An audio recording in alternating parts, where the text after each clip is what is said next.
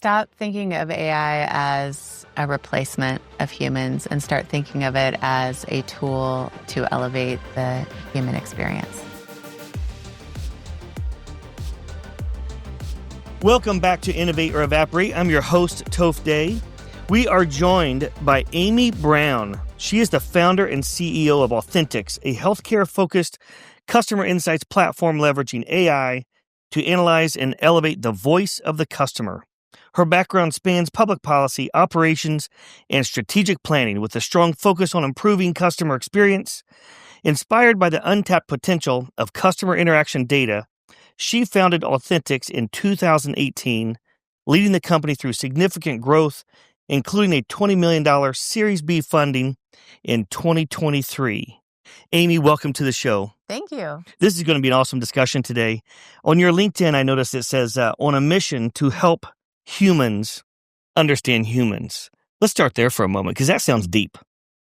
It's deep, it's audacious, it might be a little crazy, actually. I mean, the thought of humans really, truly understanding humans. But yeah, that's really what we intend to do, using AI to help make the listening to understand process much easier for people in corporate America. So I heard you say once, and this is going to be the cliffhanger for a little bit later. I heard you say something. I watched you speak, I think it was about a year ago. I can't remember what event it was at. And you said something that hit me really hard, but we're going to come to that later. But let's back up. So what does Authenticx, just so the listeners know, what does Authenticx do? So we are a native AI company. We started building AI models in 2018. And what we do is use AI algorithms to find signals in mass amounts of conversation data. Conversation data is things like call recordings, chat files, emails, any kind of unstructured conversations.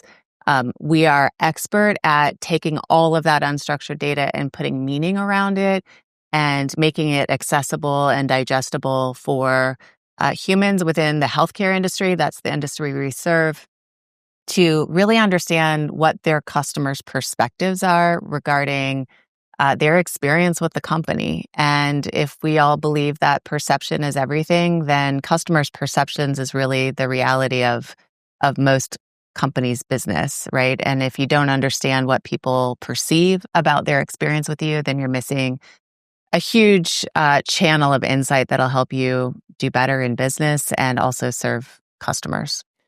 So you were doing AI before AI was cool. Yes. In fact, we were doing AI before anybody knew what it was. And so we were having to spend a ton of time educating our buyer.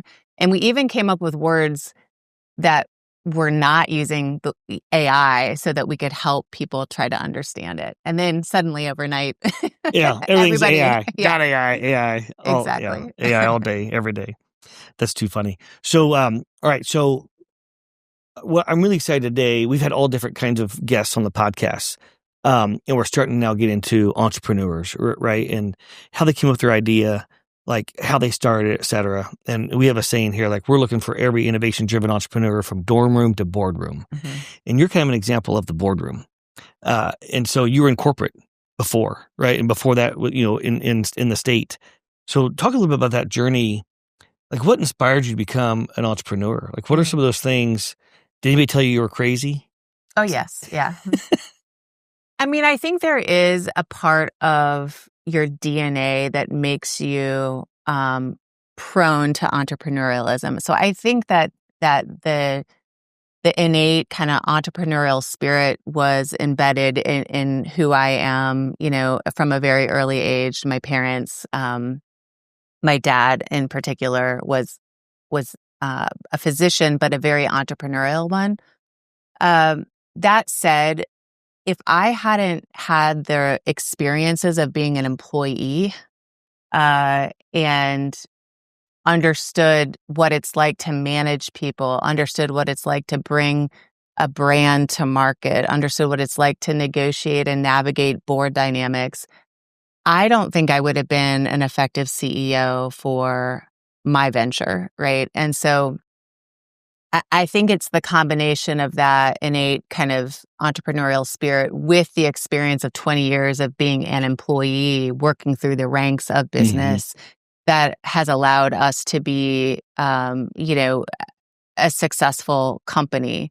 It was that experience in corporate that I learned the problem that I was most passionate about trying to solve.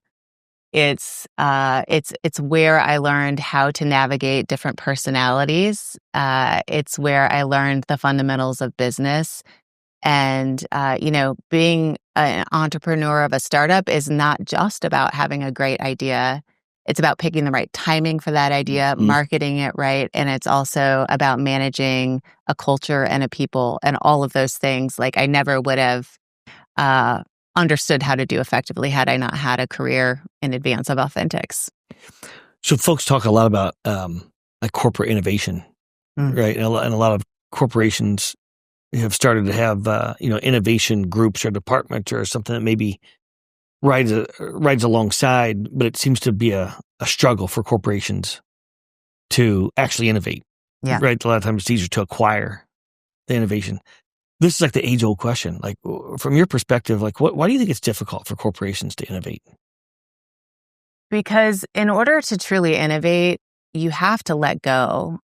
You have to let go of mindset, of traditions, of old ways of doing things. And that's exceedingly hard for organizations that have high stakes in what they've already built. And even for myself, I had to quit my corporate career, completely start from scratch, from nothing, in order to build what is today Authenticx. And I don't think I could have effectively done that had I tried to maintain my salary, at corporate, right. In a corporate environment and do Authenticx on the side or as a side hustle.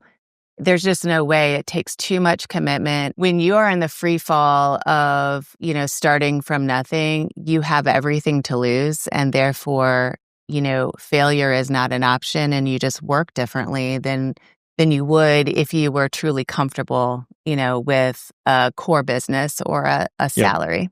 Was there a moment, or was it kind of a thought process over time, laying in bed at night, thinking about this idea for Authenticx? What was the what did you have to come to grips with as a human? Like I've made this decision, and I've thought about this thing and all the ways it can succeed or fail, right? Like what was going through your mind to make that decision that I'm going to go for it, and this is an idea that the world needs? Yeah. The process spanned about 2 years before, like, when the first seed was planted and when I actually launched Authenticx.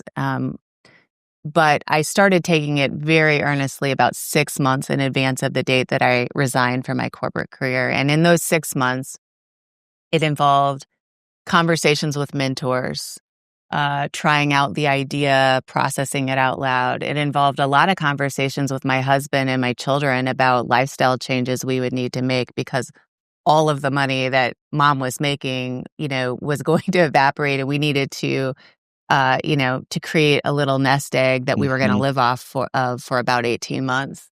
It involved really visualizing what risk and rejection were going to feel like, because I knew that was going to be a big part of the experience of free falling into entrepreneurialism. And that was all super important work leading up to it. I can't describe it, Toph, other than like a deep, like spiritual even moment where I was like, okay, the time is now.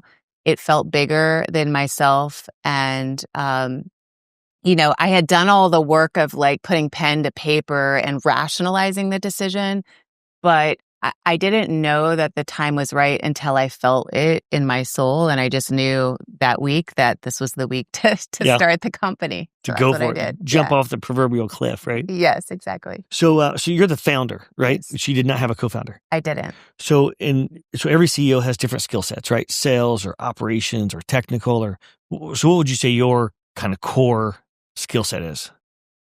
My career was mostly in the realm of COO type work. So I knew kind of operations and how to scale a team.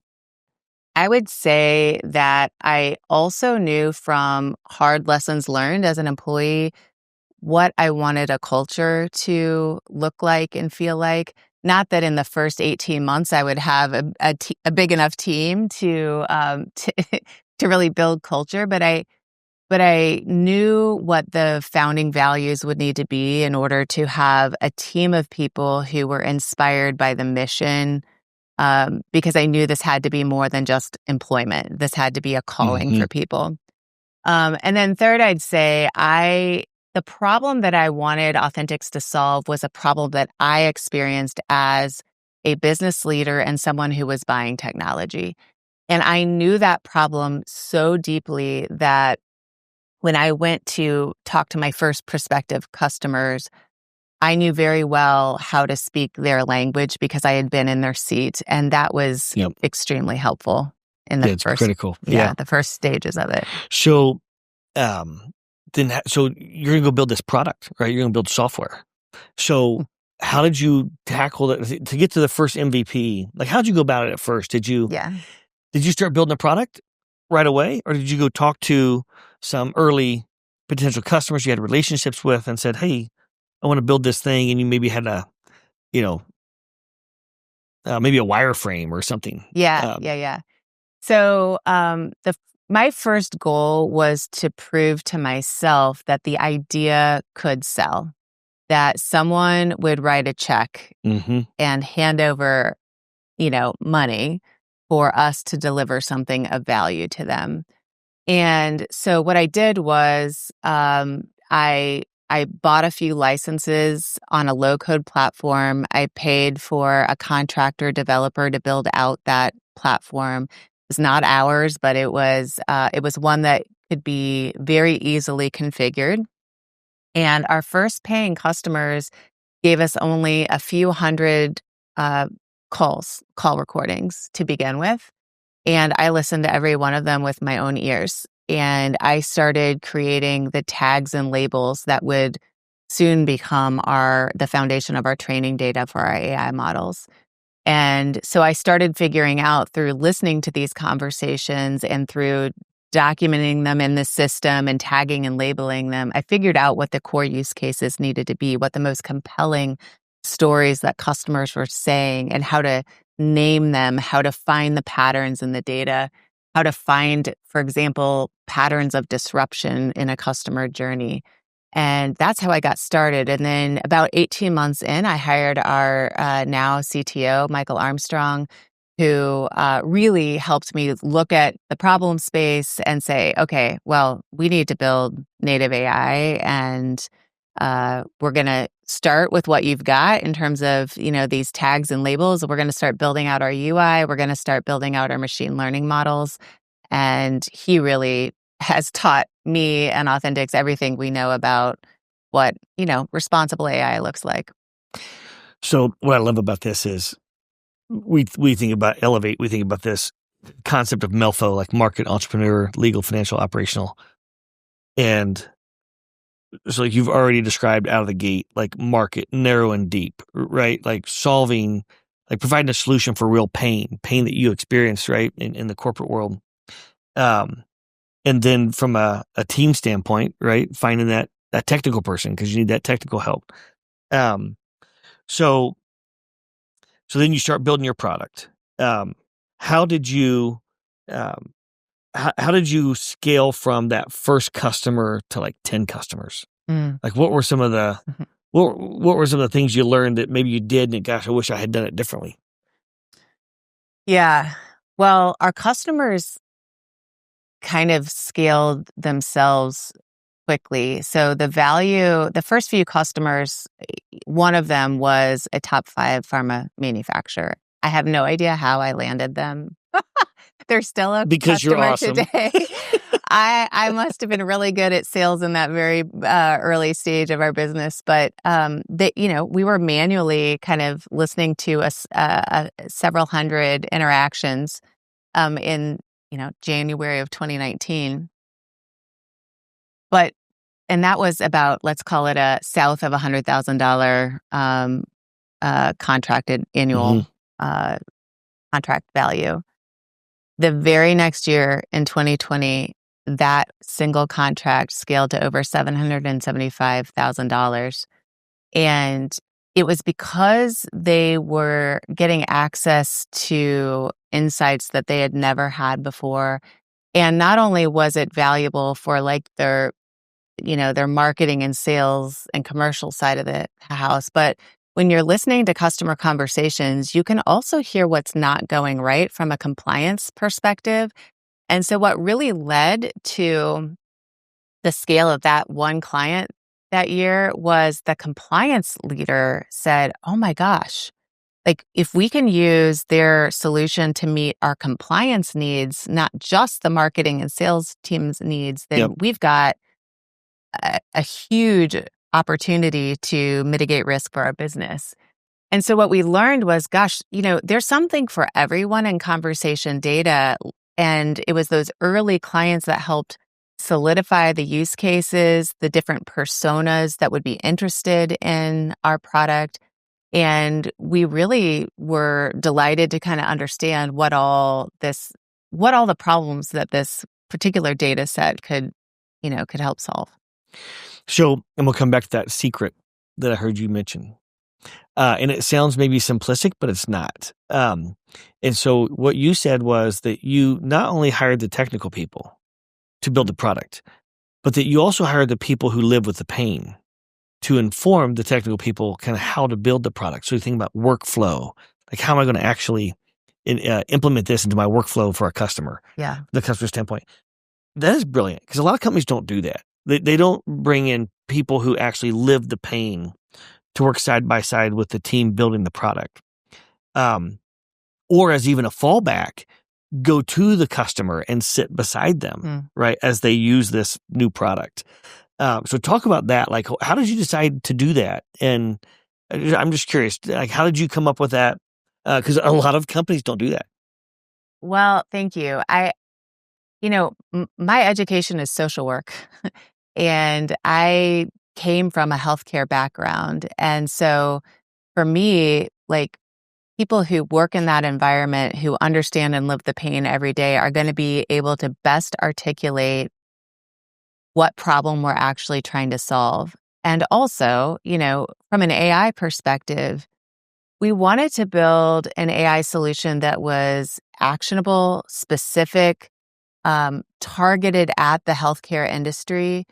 And, developers and AI engineers and data scientists on their own that haven't had healthcare experience might not know, what problems to go solve with AI. And so it was really the combination of an excellent technology team with people who have walked the walk in the healthcare world that came together to build, the use cases for our AI product. And they're still doing it today. We still have today a team of data labelers who are counselors, social workers, nurses, people who've worked in customer service for healthcare who are partnering with our engineering team to really figure out, what to listen for.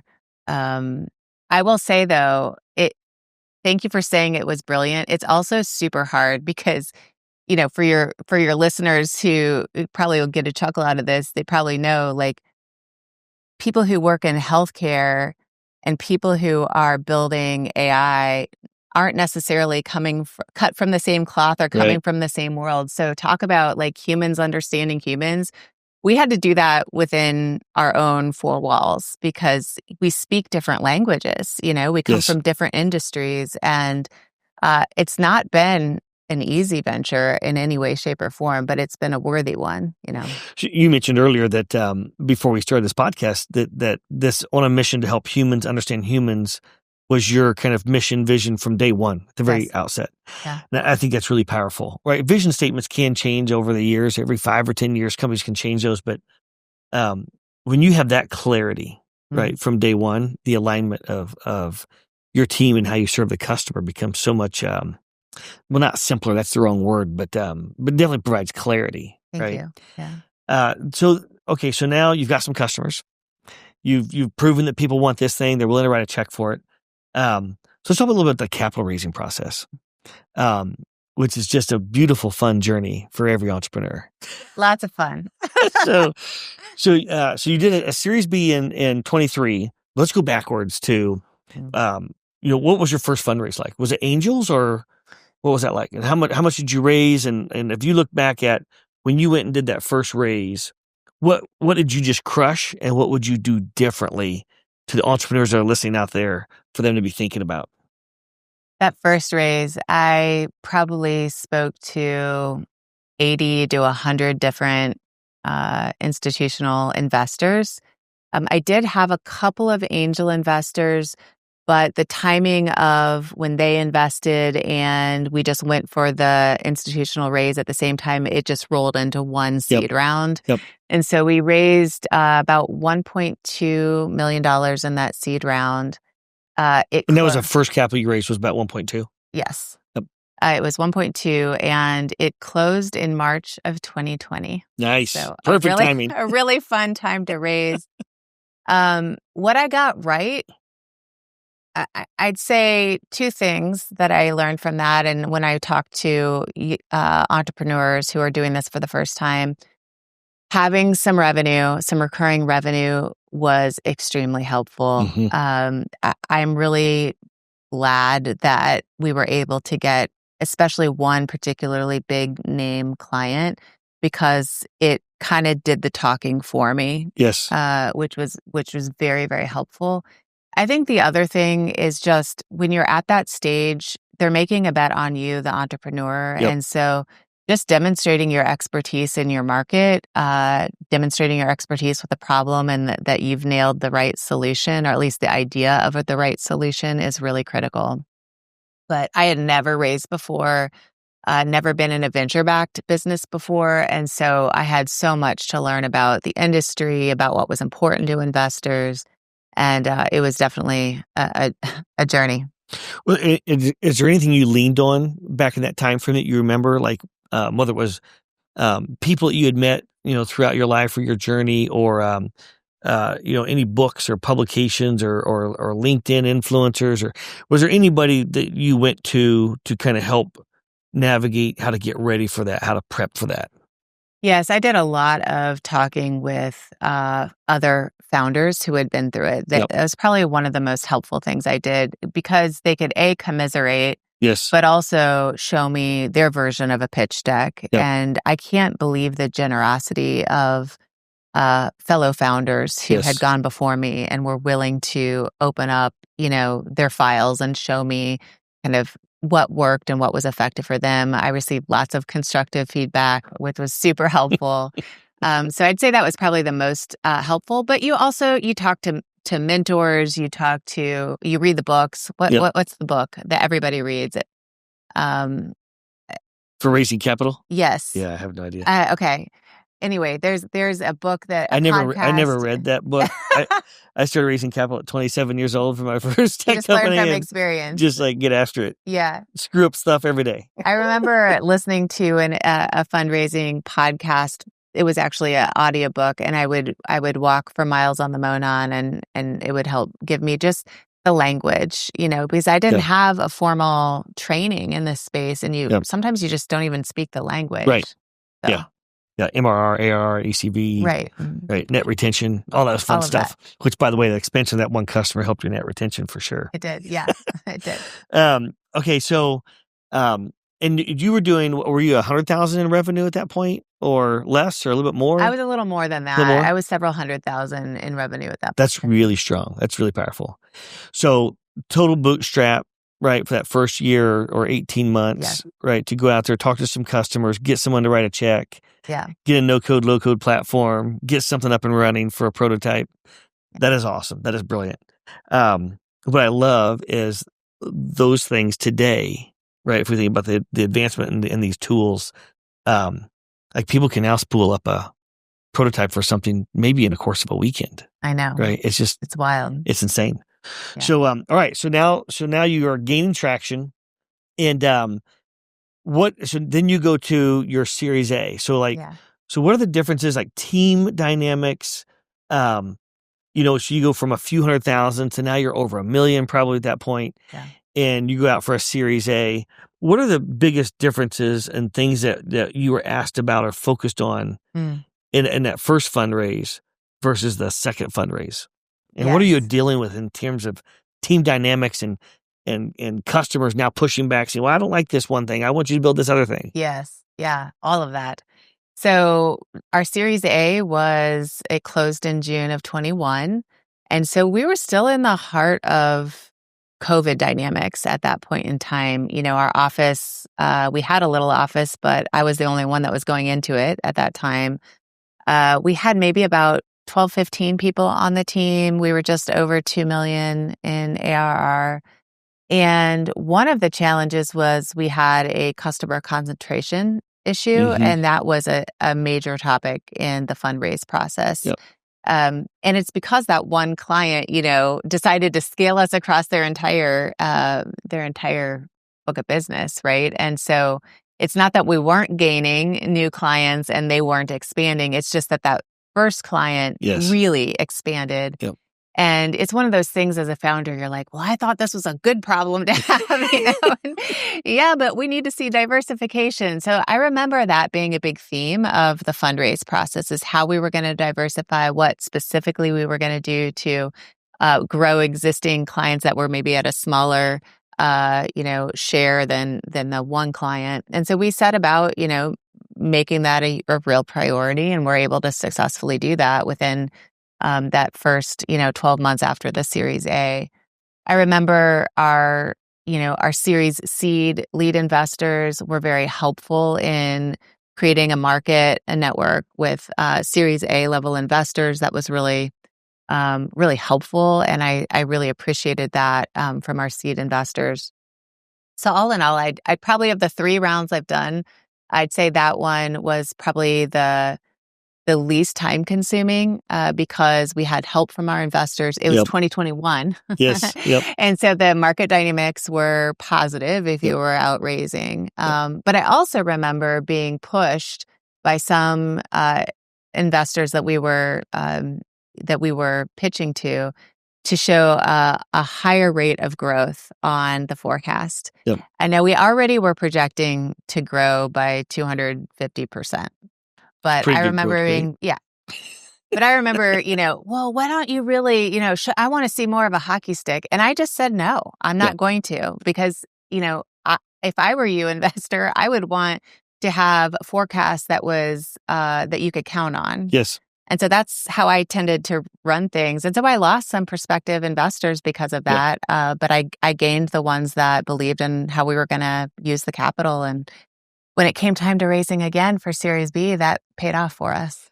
I love that you push back. I think investors they can advise or push companies to do things that are unnatural for that unique company, right? They're not natural in the motion, and it actually becomes detrimental, a year or two down the road than being positive. So now you're definitely in the middle of board construction. Yeah. So let's talk about board construction. How do you think about that? What is really important to do and not to do, from your perspective as an entrepreneur when you're building your board? What are you looking for? Or people basically saying, I'm writing the biggest check, so I get on your board. Yeah. Well, I mean, honestly, this is probably the area that I have learned the most from experience and experience alone. When you're raising money and you've never done that before, you kind of are susceptible to being told, like, here's what normal looks like, right? And so it's only through the years that I've realized that I can have more influence in our board construct and the representation around the table than I thought, during Series Seed and A. Yep. So what I've learned kind of in retrospect is having a diverse group of perspectives is really, really helpful. Investor perspective is very helpful, but so is people who have been true operators in a business. Certainly having industry expertise at the table is helpful. And so over time, I've been able to really work towards making sure that we've got that kind of representation. But in the earlier days, I I listened heavily to those that were writing the checks Yes. and assumed that's what I was supposed to do, Yeah. So is your board 5, 7, 5. 5? Yeah.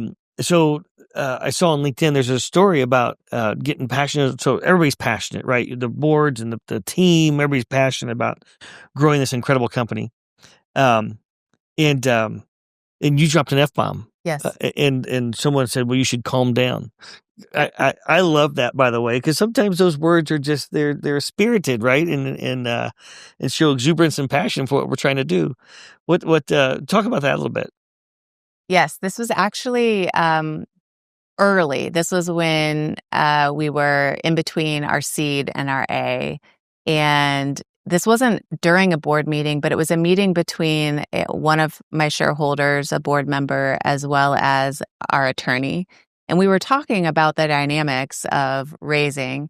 And yes, I dropped an F-bomb. And if you talk to any Authenticin today, you'll hear them say, yeah, she does all the time. So what? But I was making a comment around, our strategy. And I just, worked it into my sentence as I normally do. And the one shareholder board member said, whoa, you need to calm down and let's not get so emotional. And that did not sit well with me. Understandably. So yeah, it's interesting. I've been around, corporate cussing all the time, my whole career, and I've never heard the words emotional or calm down said to someone Right, before. So anyway, it was a good learning for me on how to handle someone like that. But also, I hope they learn something too. That's right. Well, they say this too shall pass, right? Yes. So okay, so let's bring it home with operations and systems. So as you've matured as a company, anything to share with folks that you've learned, like with the tech stack or with tools that you've used to track data, whether that's from a tech stack standpoint of the product, or how you run your business with the various tools. Can you talk about that a little bit on how you think about tracking data and the intersection of that with your finance team and how you leverage that for decision making? Yes. So when you have a couple years of experience under your belt, I've learned, again, many times the hard way, how important it is to intentionally look at patterns in data. I think as entrepreneurs, we get caught up in, the last quarter or one particular number, and sometimes don't zoom out and look at the totality of the different health metrics of our business. And again, in the early stages, it's easy to say, well, I don't have enough data yet to tell a real story about the health of our business. But we've gotten into a practice where we've identified about 20 to 25 metrics that we think are health indicators. Just like when you go to the doctor, I go to the doctor, they're looking at a handful of metrics that kind of tell us something about our health. So we've done that, and it's so incredibly important to look for patterns, seasonal patterns, whether there's particular quarters that you historically don't perform well in, where you look at your go-to-market metrics, looking at your client health and how that might correlate to your net revenue retention. And making connections between those metrics is so, so important. And it kind of reminds me of what our business does, because what we do is we take a seat. Last year we listened to 300 million customer voices. And, it can feel overwhelming, but if you zoom out and use AI correctly, you can start to pick up signals and patterns in the data. And that's what we as entrepreneurs should be doing too. And be relentless about understanding the why behind your data points. The data point alone does not tell the story. So you have to have the supporting metrics and conversation with your functional area leaders to really understand the why.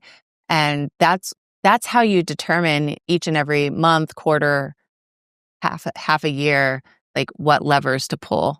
It's so important to be intentional about that. You just made me think of another question. It's slightly unrelated, but it just popped in my mind as you're talking.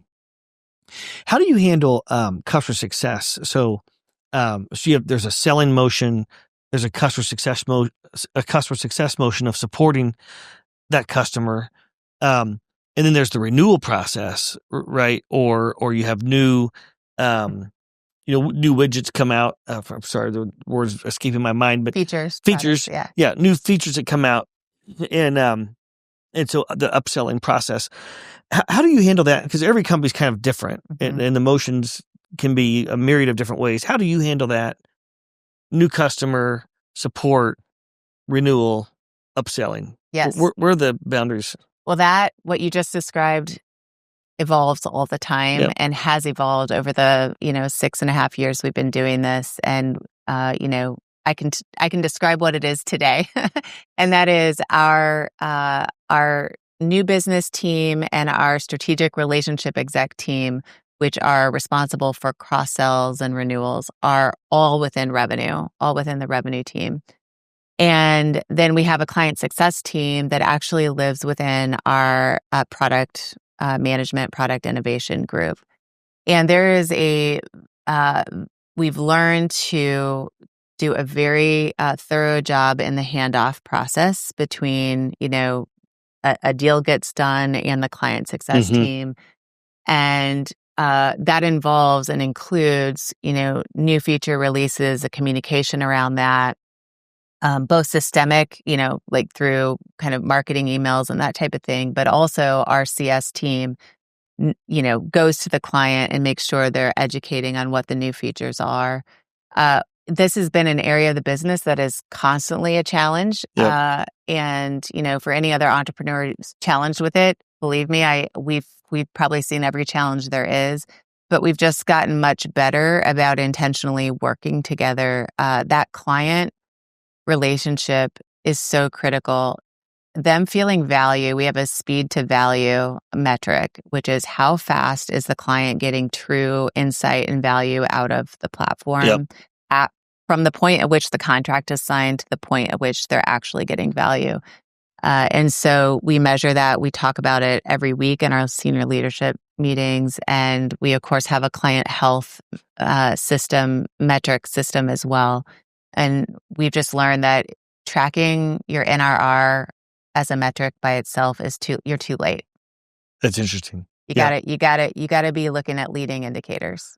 Do you start your renewal process officially? You're always renewing in essence because you're supporting, but like 4 months, 6 months in advance? So in the past, when we were doing it wrong, we were starting at 30 days in advance of the renewal, and we screwed up many times. We are selling typically to very large enterprises. So renewals can start as, 6 months, sometimes 8 months in advance, especially when those businesses are on pretty robust budget cycles. Right. And so we start early. Is your pricing and packaging function, where does that live within the organization? It lives within our product team with strong, influence and collaboration with our CFO as well as our chief revenue officer. Yep. Yeah. All right, Amy, this has been fascinating. You just gave me chills. I just got chills listening to that story. I just love it. It's so complex, right? And it's so hard, but it's so rewarding, right? Building a business, offering value. So we're entering an exciting moment of the podcast. We're nearing the end. And that exciting moment are rapid fire questions. There's no right or wrong answer here. This is just what's unique to you. It might not even be about your business. The answer might not even be about your business. So we're gonna roll through these, and if you want to pass, we can pass. It's all good. Whatever is unique to you. So the first one is, what is one thing in your industry that you think people should stop doing? Stop thinking of AI as a replacement of humans and start thinking of it as a tool to elevate the human experience. I love that. I think that's so true. Oh my gosh, that's so true. If AI alone will not replace us, but if we don't embrace it, it will replace us, right? Like, that's right. It's such a leverage tool. I love that. What is one thing or a process or a habit that you think leads to the best ability to disrupt or innovate? So one thing that leads to the ability, back to that, talking about with corporations, et cetera, but how do we enable or allow ourselves to disrupt or innovate? Yeah. I mean, I think you have to get uncomfortable and you have to delve into that. When we're trying to protect our own ego or our own sense of security, that is anti-innovation. You have to be willing to sacrifice and put yourself out there and be willing to fail. And it is a very scary thing to do that. But you also, in the process, get to learn what you're truly made of. And that can be for individuals. It can also be for entire companies. You have to do that. Yep. If you could solve one problem in the world with innovation, so if you could solve one problem in the world with innovation, what would that be? Well, I feel like I have the opportunity to do that right now. I think that humans understanding humans. Like, if we cannot figure out how to communicate, how to understand each other in a very divisive, very binary world, if we can't figure out how to live in the both and of of our world, then we're not getting anywhere as a society. And that's really kind of the essence of our product and what we're trying to do. Love it. Yeah, we need to figure out how not to bury ourselves in smart devices so early, right? I agree. I've got kids. Like, I worry about it, I was so with you. Now we're going to opine for a second, but you can't vote till you're 18. You can't drink until you're 21. The human brain, what boys' brains develop at 20 or 25ish, and females are 23ish, somewhere in there, early 20s, mid 20s. And we hand them these devices that literally connect them to anything and everything in the world at 3, 4, 5 years old.